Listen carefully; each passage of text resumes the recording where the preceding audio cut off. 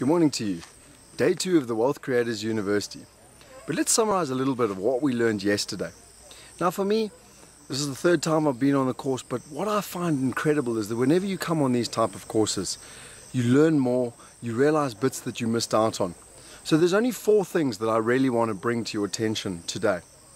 The first one is intent.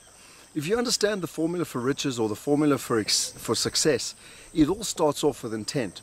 But something that I was fascinated by yesterday, and something I think Hannes realized that he hadn't gone into enough detail in the past, was the difference between desire and intent. You know, we all have the desire for financial freedom. We all have the desire for a life of abundance. We all have the desire to be loved and to have lots of friends. But the question is, there's a big difference between desire and intent. Because what often happens with people with desire is that they desire it a lot and then they don't get it. And what happens is there actually becomes a dichotomy or a widening gap between where they are and where they want to be with this desire. Intent, as Hannes explains it, is built into your system. It's in your body at a cellular level. And I want to read you just some of the definitions that I wrote down because I thought they really were incredible. Hannes says, intent resides in the depth of your soul. Desire, on the other hand, is something you want, but often it moves away from you. But when you make a total commitment, you can change your desire into intent. By the time someone reaches the place of intent, there's a clarity about what you are co-creating in the world. They understand that they are interactively a part of the process of manifestation. Your intent arrives before you do. Just like a seed, you need to plant it in the earth before you actually see the plant come out of the ground. Your intent is pure.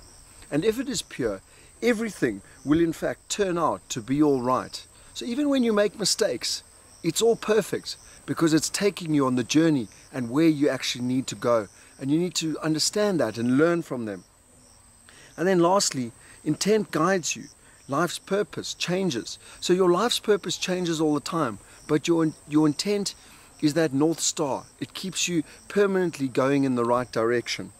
Intent is not simply what you plan to do, but who you plan to do it, how you plan to do it, and ultimately what results you expect to achieve from it. And the bit that I loved most was the final bit.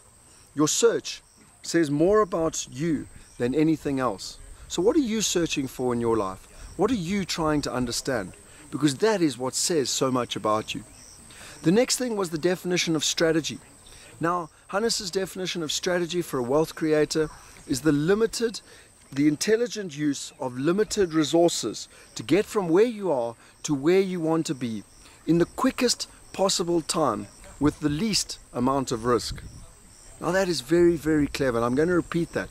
It's the intelligent use of limited resources to get from where you are to where you want to be in the limited amount of time, in the quickest amount of time, with a limited amount of risk. Think about that, ponder that, because it really is valuable. The third lesson is success. Basically 2 things. I know I've spoken of success before, but one is success is built on habits. And the second one is success is built on doing the things that other people don't want to do. You need to zagger and be different. And finally, a concept that I've been reading about in a book called The Big Leap, and I was amazed Hannes spoke about it yesterday, was the concept of Newton time versus Einstein time. Newton time is that there's only limited time, limited resources, and we're constantly chasing time, constantly trying to get things done. There's never enough hours in the day. Just take one day in your life and just calculate how many times you use time as an excuse for not getting stuff done. Einstein says that we create time. We are the captain, we are in charge of our own time. We can do anything we want.